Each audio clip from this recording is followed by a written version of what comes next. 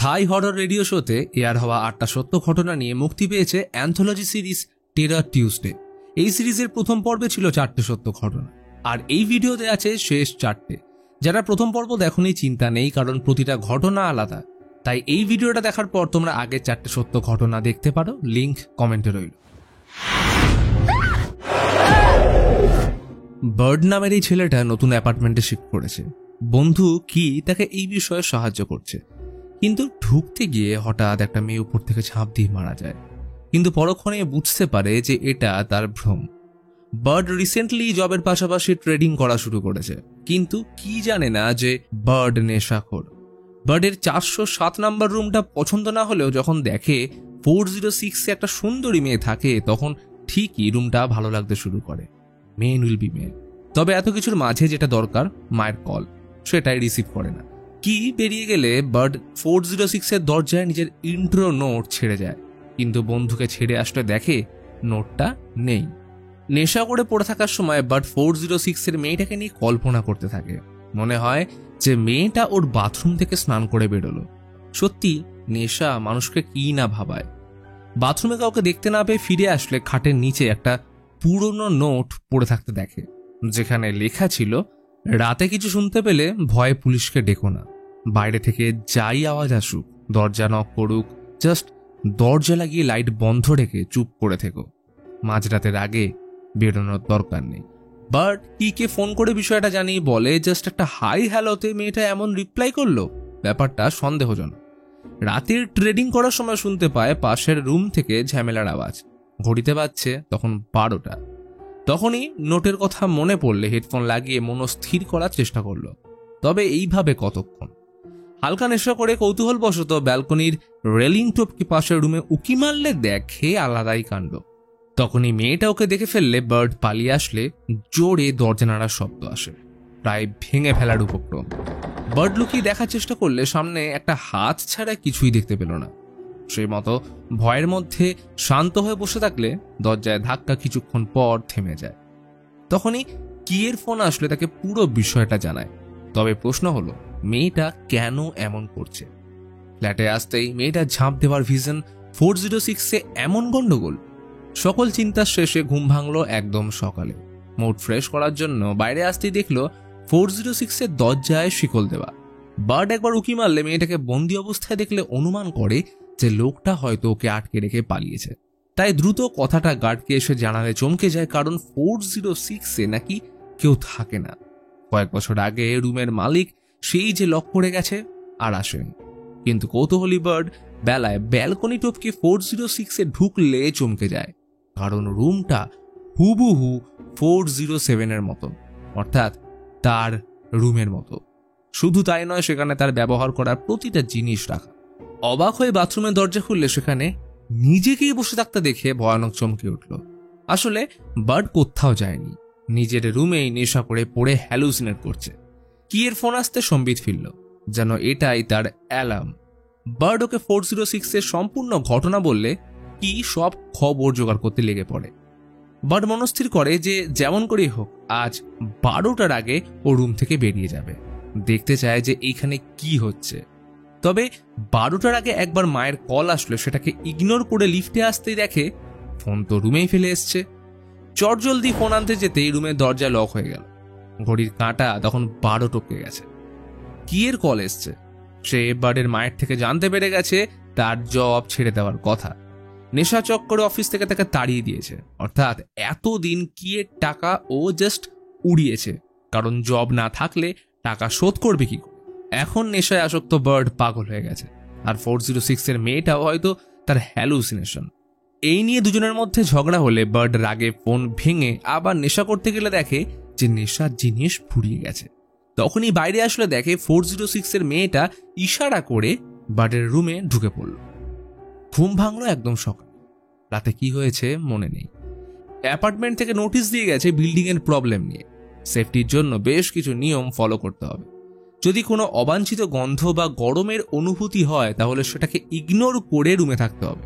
এছাড়া উচ্চস্বরে আওয়াজ থেকে নিজেকে সেফ রাখতে হবে। পাইপলাইন ফেটে যাওয়ার কারণে জল স্পর্শ বা খাওয়া থেকে বিরতি ও রুমে অন্য কারোর উপস্থিতি নজরে পড়লে তার সাথে আই কন্ট্যাক্ট করা যাবে না। এই নিয়মগুলো মেনে চলে যদি রুমে থাকতে পারো তাহলে কিছুক্ষণের মধ্যেই সব নর্মাল হয়ে যাবে। লক্ষণীয় বিষয়, এই সময়টায় ঘড়ির কাঁটা এক জায়গাতেই থেমেছিল। বার্ড ভয় রুম থেকে বেরোতে গেলে দেখে দরজা লক। চটজলদি ব্যালকনিতে এসে চিৎকার করলে তার ডাক কেউ শুনতে পায় না। তখনই অ্যাস্ট্রেটা শুনলে দেখে যে ওটা যেখানে থাকা সেখানেই রয়েছে, আর রেলিংয়ে বসে সেই মেয়ে। ভয়ে আচমকা রুমে আসতেই সন্ধে নামলো। দরজা এখনো বাইরে থেকে লক। শোনা যাচ্ছে উচ্চস্বরে মন্ত্রোচ্চারণ। ঘরে জল ভরে সিলিং থেকেও জল পড়ার সাথে দেখে পিছনে দাঁড়িয়ে বার্ড নিজেই নিজেকে দেখছে।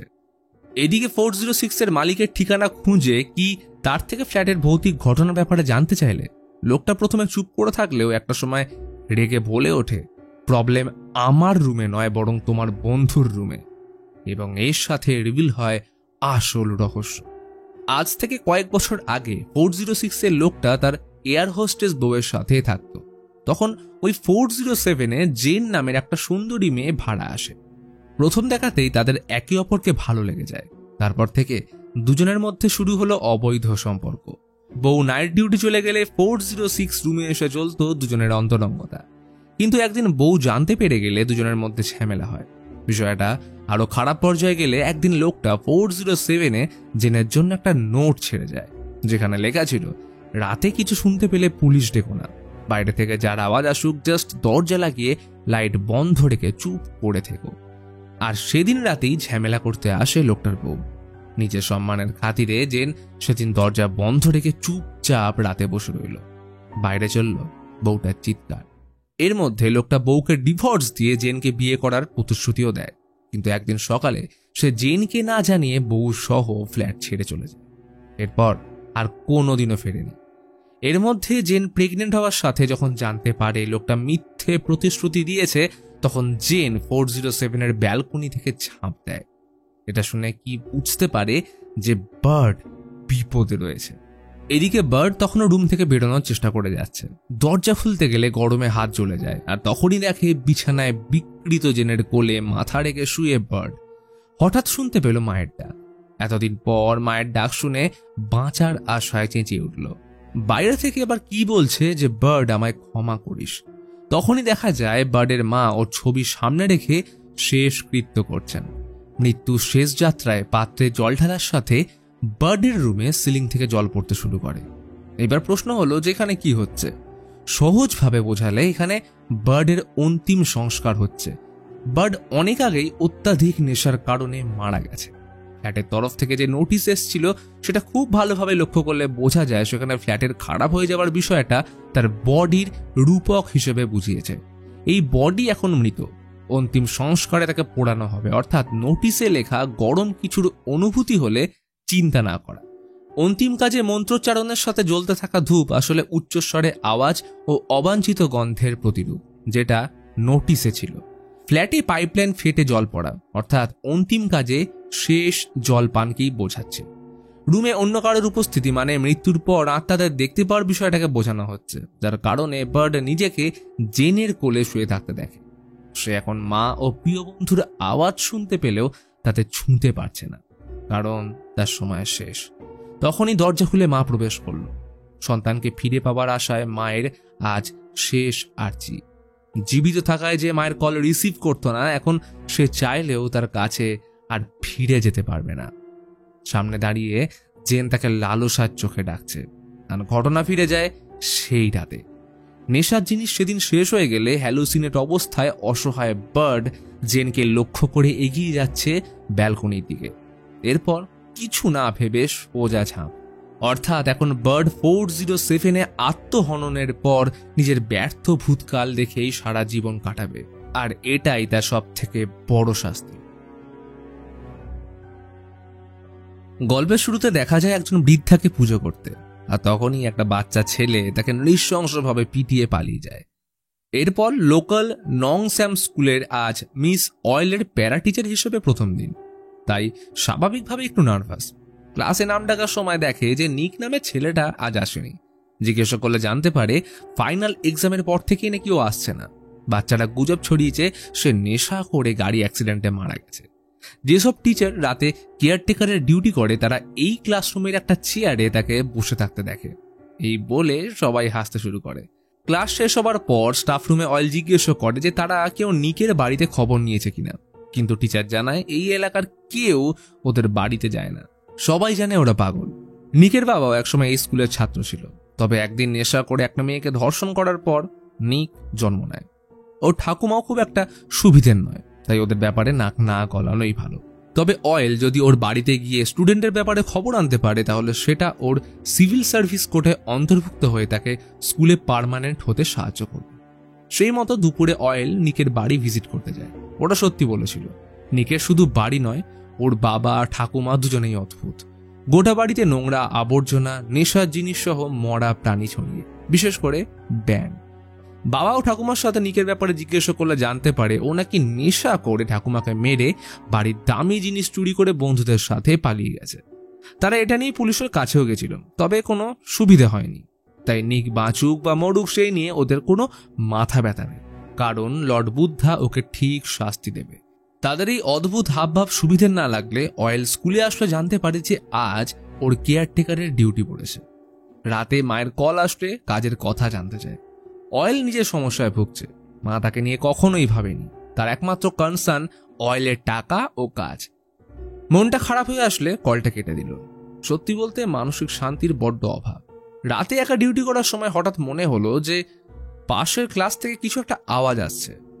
অয়েল সেটা চেক করতে গেলে দেখে যে ক্লাসের চেয়ারে রক্তাক্ত অবস্থায় নিক বসে। সঙ্গে সঙ্গে মনে পড়ে গেল সেই বাচ্চাটার কথা, যে রাতে নিকের আত্মা নাকি এই টেবিলে এসে বসে। তখনই আচমকা নিক ওর পা টেনে ধরলে বুঝতে পারে যে এটা আত্মা নয়, বরং সত্যিকারের নিক কারোর থেকে লুকিয়ে রয়েছে। সে বলে, ম্যাডাম, আপনি যখন আজ আমার বাড়িতে গেছিলেন না, আমি তখন ওখানেই ছিলাম। বাবা ঠাকুমা আপনাকে মিথ্যে বলেছে, আমি কোথাও যাইনি, বরং আমি ওদের থেকে বাঁচতে পালিয়েছিলাম, কারণ ওরা আমায় মারতে চায়। কথাটা শেষ করতেই সেখানে আচমকা নিকের বাবা আর ঠাকুমা চলে আসে। ওনার হাতে একটা অদ্ভুত বাদ্যযন্ত্র। ঠাকুমা নিককে চায় কারণ ওকে লর্ড বুদ্ধার সেবায় পাঠাবে। অয়েল যদি ওকে ফিরিয়ে দেয় তাহলে এর পরিবর্তে অয়েল যা চায় তাই পাবে। তার ভয়ঙ্কর হাসি ও নিকের বাবার হাতে ছুরি দেখে অয়েল বুঝতে পারে নিক মিথ্যে বলেনি, তাই কোনো রকমে অয়েল নিককে নিয়ে পালায়। কিন্তু মেন দরজা বন্ধ থাকায় অফিস রুমে ঢুকে অয়েল পুলিশকে ফোন করে, কিন্তু পুলিশ স্টেশনে পর্যাপ্ত ব্যাকআপ ও স্কুল থেকে অনেক দূর হওয়ায় পুলিশ তাদেরকে লুকিয়ে থাকতে বলে ফোনটা কেটে দেয়। এইভাবে কিছুক্ষণ লুকিয়ে থাকার সময় জানলায় নিক মুখোশ পরা এক হার্মিটকে দাঁড়িয়ে থাকতে দেখে ভয় চেঁচিয়ে ওঠে। অয়েল ওকে আশ্বাস দিয়ে পুরো বিষয়টা জিজ্ঞেস করলে জানায় যে আজ থেকে কয়েক মাস আগে জঙ্গলে ঠাকুমা এক হার্মিটের দর্শন পায়। হার্মিট নিজেকে বুদ্ধের অবতারের পরিচয় দিলে ঠাকুমা তাকে পুজো করতে শুরু করে, কিন্তু এই হার্মিট ছিল ভুয়ো। সে এলাকার সবাইকে অন্ধবিশ্বাসের মায়াজালে নেশায় আসক্ত করে ফেলে, যার থেকে অবশ্য ঠাকুমাও বাদ যায় না। এরপর থেকে চলল বাড়িতে নেশার জিনিস বানানো। অন্ধবিশ্বাসে বশবর্তী ঠাকুমা মনে করত এগুলো বুদ্ধের আদেশ, যেগুলো পালন করলে স্বর্গে যাবে। একদিন সে এটা নিজের ছেলেকেও খাওয়ায়, যার পর থেকে সে নেশায় আসক্ত হয়ে পড়ল। এখন বাকি নিক, তবে ওকেও নেশা ধরিয়ে 16 কলা সম্পন্ন করে। ক্রমাগত অত্যাচারের কারণে একদিন সহ্যের সীমা ছাড়িয়ে গেলে নিক তার ঠাকুমাকে পিটিয়ে পালিয়ে যায়, যেটা ছিল এই গল্পের একদম স্টার্টিং সিন। তবে যেদিন অয়েল বাড়িতে আসে সেদিন প্রথম মনে হয়েছিল সত্যি নিকের কেউ খেয়াল রাখে, তাই সে রাতে স্কুলে লুকিয়েছিল অয়েলের সাহায্য নেওয়ার জন্য। তার কথা শুনে অয়েলের মনে সাহস আসলে কথা দেয় যে তার পক্ষে যতটা সম্ভব সে নিশ্চয়ই করবে। তবে শান্তি বেশিক্ষণ রইল না, কারণ দরজায় সজোরে ধাক্কা মারল নিকের ঠাকুমা। ওকে লুকিয়ে রেখে অয়েল বলে যে নিক পালিয়ে গেছে। সাথে ঠাকুমাকেও বোঝায় যে এইসব অবতার সব ধান্দাবাজি, বরং অন্ধবিশ্বাস দিয়ে তাকে বোকা বানানো হচ্ছে। এর কোনো কিছুই বাস্তব নয়, কারণ নেশার কারণে তার হ্যালুসিনেশন হচ্ছে।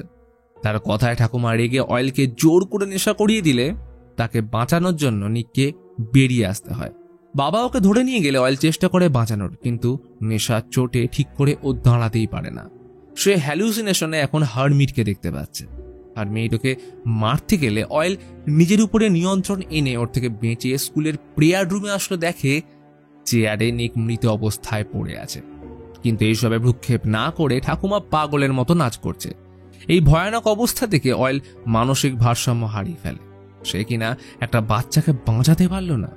আচমকা অয়েল লালসার লোভ দেখিয়ে নিকের বাবার সাথে ঘনিষ্ঠ হতে গেলে ওর প্রাইভেট পার্ট কেটে ঠাকুমার দিকে ছুঁড়ে বলে, তুই বাবা হওয়ারই যোগ্য নয়, নিজের ছেলেকে তুই মেরেছিস আর তোর জন্য আমার চাকরিটাও গেল, তুই আর বেঁচে কি করবি, এই বলে ওর খুন করে।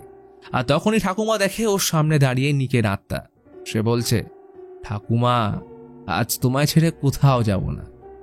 এরই সাথে অয়েল তাকেও খুন করে। সকালে সবাই স্কুলে আসলে এই ভয়াবহ ঘটনা দেখে চমকে ওঠে। আর প্রেয়ার রুমে রক্তাক্ত অবস্থায় মানসিক ভারসাম্যহীন অয়েল পাগলের মতো হাসছে। মন্থা তার মায়ের জন্মদিনে লেকে ঘোরাতে নিয়ে গেছে মাছ ছাড়ার জন্য। তাদের মতে এটা করলে বয়সকালে পুণ্য লাভ করা যায়, কিন্তু সে কিছুতেই মাছ ছাড়বে না, কারণ তার দরকার ইল মাছ। মন্থা অবশ্য বাজারে ইলের খোঁজ করলেও কোনো লাভ হতো না, কারণ এই লেকে ইল ছাড়া বারণ। এই নিয়ে দুজনের মধ্যে রাগারাগির মাঝে মন্থার অফিসের কল আসলে ব্যস্ত হয়ে পড়ে। আর তখনই ছপ করে শব্দ। মন্থা চিৎকার করে মাকে খোঁজার চেষ্টা করলেও কোনো লাভ হয় না। জুতোপাটি সুন্দর করে পাশে রাখা। মা এরকম মাঝের মধ্যেই লুকিয়ে পড়া স্বভাব, কিন্তু এইবারে যেন বাড়াবাড়ি হয়ে গেল। তাই পুলিশকে ব্যাপারটা জানিয়ে বাড়ি ফিরল। মেয়ে নুলেখ দিদাকে খুব ভালোবাসে, মায়ের সাথে অবশ্য সেরকম পড়ে না। তাই মাকে কথা শুনিয়ে তার কর্তব্যহীনতা ও বাবার সাথে খারাপ সম্পর্কের খোঁটা দিয়ে উপরে এসে বন্ধু অ্যালিসকে বিষয়টা জানায়। আসলে মায়ের প্রতি তার কোনোদিনও টান ছিল না। ছোট থেকে দিদার কোলে পিঠে মানুষ, তাই দিদা অন্তপ্রাণ। এর মাঝে খেয়াল করে উল্টো দিকের বাড়ির ছেলেটা জানলা দিয়ে তাকে লুকিয়ে দেখছে। ওর এটাই কাজ। সকালে ঘুম ভাঙল মন্থার চিৎকারে। মাকে পাওয়া যায়নি। তাই আজ অফিসে না গিয়ে মায়ের জুতো জোড়া নিয়ে দেখা করলো এক লেডি সমানের সাথে। সে নাকি হারানো মানুষের ব্যাপারে বলতে পারে, কিন্তু আজ সেখানে বড্ড ভিড়। অপেক্ষা করতে গিয়ে দুপুর থেকে সন্ধ্যা হয়ে আসলো। অবশেষে সুযোগ এলো তার সাথে দেখা করার। মায়ের জুতো জোড়া দিতে সমান বলল তার মা আশেপাশেই আছে, কিন্তু এক অপশক্তি তাকে ফিরতে আটকাচ্ছে। তবে এক বিশেষ রিচুয়াল করলে তাকে 3 দিনের মাথায় ফেরানো সম্ভব, কিন্তু এর বদলে বড় মাসুল গুনতে হবে, অর্থাৎ 4 হেভেনলি কিংসের প্রতি বিশেষ উৎসর্গ। মন্থা এতে রাজি হলে জানায় তাকে ফিট টাইং রিচুয়াল করতে হবে। রিচুয়াল অনুযায়ী মায়ের ওই জুতো জোড়া একসাথে মন্ত্র পড়ে বেঁধে শুধুমাত্র মায়ের কথা চিন্তা করে বাড়ি ফিরে সেটাকে বিছানায় রাখতে হবে। তাহলে 3 দিনের মাথায় মা ফিরবে। তবে মনোসংযোগ একটু নষ্ট করলে ঘটবে বিপত্তি। মন্থা সেই মতো রিচুয়াল কমপ্লিট করলো। আর এখন অপেক্ষা 3 দিন। প্রতিদিনের মতো আজও নর্মাল কাজকর্ম চলছে। একদিকে মন্থার অপেক্ষা, অন্যদিকে পাশের বাড়ি ছেলেটার লুকিয়ে দেখা। দ্বিতীয় দিনও একইভাবে কাটল। তবে তৃতীয় রাতে প্রচন্ড বৃষ্টি শুরু হয়। পাড়ার কুকুরগুলো কেমন ভয়ার্ত সুরে কাঁদছে। ছেলেটা আজও আড়ি পেতেছে জানলায়। নুলেখ লক্ষ্য করল উঠোনে রক্তাক্ত পায়ের ছাপ, যেটা সোজা বাড়িতে প্রবেশ করেছে। তাহলে কি দিদা ফিরেছে? নিচে আসলে দেখে মন্থা ওনার পা মুছিয়ে দিচ্ছে। কাল চেকআপে নিয়ে যাওয়ার কথা শুনে দিদা বলল, কোনো দরকার নেই, আমি একদম সুস্থ। নুলেখ অবাক হয়ে এই কাণ্ড দেখছে। এমনটা কি সত্যি হয়? যেখানে পাড়ার কুকুর বিড়ালগুলোকে মাসের পর মাস খুঁজে পাওয়া যায় না, সেখানে দিদাকে 3 দিনে পেয়ে গেল। ঘুম ভাঙল একদম বেলার দিকে। দিদা গেল কই? শুনতে পেল নিচের রুম থেকে খটখট করে চাপা আওয়াজ। সেটা লক্ষ্য করে গেলে দেখে খাটের তলায় বাটির ভিতরে থাকা টিকটিকিটা ক্রমাগত আওয়াজ করছে। সেটাকে সরাতে গেলে টিকটিকি ওর গায়ে উঠে পড়লে ভয়ে সরে যেতেই দেখে ছেলেটা জানলা দিয়ে সরে পালালো। তখন নুলেখ রুমে এসে ভয়ে চাদর থেকে শুয়ে পড়তেই দেখে, চমকে সরে যেতেই ধীরে ধীরে চাদরটা উপরে উঠতে শুরু করে। ভিতর থেকে আসছে চাপা খ্যাসখ্যাসে হাসি। ও সাহস করে চাদর সরাতেই দেখে দিদা মজা করে হাসছে। অনেকদিন পর তাকে পেয়ে দিদা বুকে জড়িয়ে ধরল। নুলেখও অনেক খুশি, তাই কোলে শুয়ে পড়লে দিদা মাথায় হাত বুলিয়ে গান ধরল। কেমন এক মায়াবী রহস্যময় গানের সুর। এই গানটা দিদা কখনো আগে করেনি। ইতিমধ্যে মন্থার কল আসলে আচমকা অফিস থেকে ছুটে বেরিয়ে পড়ল সেই লেকের উদ্দেশ্যে। একদিকে দিদার গান আর অন্যদিকে দেখা যায় পুলিশ লেক থেকে মন্থার মায়ের ফুলে যাওয়া পচা দেহ উদ্ধার করেছে। দেখে বুকটা ধড়াস করে উঠল। মা যদি মরে গিয়ে থাকেন তাহলে 3 দিন পর বাড়িতে কে ফিরল? সঙ্গে সঙ্গে নুলেখকে কল করলো, কিন্তু ফোন সাইলেন্ট। এদিকে দিদা তখনও গান করে ওর মাথায় হাত বুলিয়ে চলেছে। কিন্তু গলার উপর যেন ক্রমশ চাপ বাড়ছে। নুলেক দেওয়ালের ছায়ায় দেখতে পাচ্ছে দিদার মাথা আস্তে আস্তে ধর থেকে আলাদা হয়ে ভেসে উঠছে। আর তখনই ভয় উপরে তাকাতেই এক ঝটকায় সরে আসতেই দেখলো দিদা বিছানায় হাসতে হাসতে বলছে, চলো ছোটবেলার মতো লুকোচুরি খেলি, তবে আজ নিয়মটা একটু আলাদা। আমি 20 অবধি গুনব, এর মধ্যে তোমায় লুকোতে হবে, আর আমি যতবার তোমায় খুঁজে পাবো ততবার শরীরের এক একটা অংশ আমি এই ছুরি দিয়ে কেটে ফেলবো। চলো এখন রেডি। নুলেক দিদার থেকে ভয় কোনো রকমে বেঁচে পালাতে গেলেও সম্ভব নয়। চলতে থাকে মরণ বাঁচনের লুকোচুরি খেলা। নুলেক একবার লুকিয়ে পড়লে দিদা ঠিক ধরে ফেলতেই এক ঝটকায় কান কেটে নেয়। ও কোনো ক্রমে পালিয়ে বাথরুমে আসলে দিদা আবার গুনতে শুরু করে। বাঁচার আশায় বাথরুমের জানলা ভেঙে বাইরে আসতে গেলে কাঁচ পেটে ঢুকে ভয়ানক জখম হয়। তবে বাইরে আসলেও কোনো লাভ হলো না। দিদা ভয়ঙ্কর অবস্থায় হাতে ছুরি নিয়ে গোটা রাস্তায় ওকে তাড়া করতে থাকে। নুলেক ছুটে মেন রাস্তায় আসতেই সচরে একটা গাড়ি ওর উপর দিয়ে বেরিয়ে গেল। গাড়িটা আর অন্য কারো নয়, স্বয়ং মন্থার। তবে ও শান্ত, কোনো প্রতিক্রিয়া নেই। দেখলো গাড়ির সামনে নুলেক নয় বরং পড়ে রয়েছে এক জোড়া সাদা জুতো, আর সেটাই নুলেকের ছবি। এর সাথেই ঘটনা ফ্ল্যাশব্যাকে গেলে রিভিল হয় আসল টুইস্ট। কারণ আজ থেকে কয়েক মাস আগেই নুলেক অলরেডি মারা গেছে। শুরু থেকেই সংসারের অশান্তি ও নুলেকের প্রতি কেয়ার না থাকায় ছোট থেকে দিদা নুলেককে মানুষ করে। তার কাছে দিদা ছিল মায়ের সমান। কিন্তু দিদা জলে ডুবে মারা যাওয়ার পর মা মেয়ের মধ্যে শুরু হয় অশান্তি। আর একদিন ঝগড়া চলাকালীন নুলেক ছুটে বাইরে আসলে গাড়ি অ্যাক্সিডেন্টে মারা যায়। কম সময়ের মধ্যে মা ও মেয়েকে হারিয়ে মন্থা মানসিক ট্রমার শিকার হলে একদিন শামানের কাছে গিয়ে রিচুয়াল করে, যেমনটা মাকে ফেরানোর চেষ্টা করার সময় করেছিল। ঠিক তেমনভাবে নুলেককেও ফিরিয়ে আনার চেষ্টা করলো। ফলে এই বাড়িতে দিদা ও নুলেকের আত্মা থেকে যায়। এই বিষয়টা পাশের বাড়ির ছেলেটার নজরে আসে। তাই সে ক্রমাগত মন্থার হন্টেড বাড়ির উপর নজর রেখে সেটাকে ভ্লগের মাধ্যমে সোশ্যাল মিডিয়াতে শেয়ার করত। তবে সেটা বেশি দিন রইল না, কারণ ওরা দুজন ছেলেটার গলা ধর থেকে ছিঁড়ে ফেললে ঘটনা এখানেই শেষ হয়। সিঙ্গেল মাদার পেন তার মেয়ে কাইকে নিয়ে ভাড়ার দোকানে লন্ড্রির কাজ করে। নিচে লন্ড্রি আর উপরে বেডরুম। টাকা পয়সার অভাবের মধ্যেও মেয়ের যাতে কোনো রকম অসুবিধে না হয় সেটা যথেষ্ট খেয়াল রাখে। তাই যতই হাত টান থাকুক মেয়েকে শহরের সব থেকে বড় স্কুলে ভর্তি করার স্বপ্ন দেখে। ওর খেলনা বলতে হাতে গোনা, তাই মায়ের সাথে লুকোচুরি খেলেই দিন কাটে। আজ রাতে কাজ করার সময় পেন টেরর টিউসডে শুনছিল, যেখানে বক্তা সিঙ্গেল মাদার ও তার মেয়েকে নিয়ে একটা গল্প বলছিল। তখনই ভিডিও বাফার হয়ে আটকে গেলে স্ক্রিনে এক ঝলকে কারোর প্রতিচ্ছবি দেখা যায়। ভয় চমকে উঠলে কড়া নাড়ল দোকানের মালিক। সে ভাড়া চাইলে পেন কয়েক সপ্তাহের সময় চেয়ে নেয়, কারণ মেয়েকে এলিমেন্টারি স্কুলে ভর্তি করার জন্য টাকা দরকার।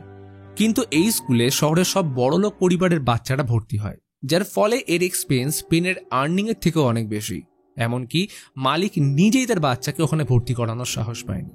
তাই ওর নাটক দেখে ঠিক সময়ে ভাড়া দেওয়ার ডেডলাইন দিয়ে চলে যায়।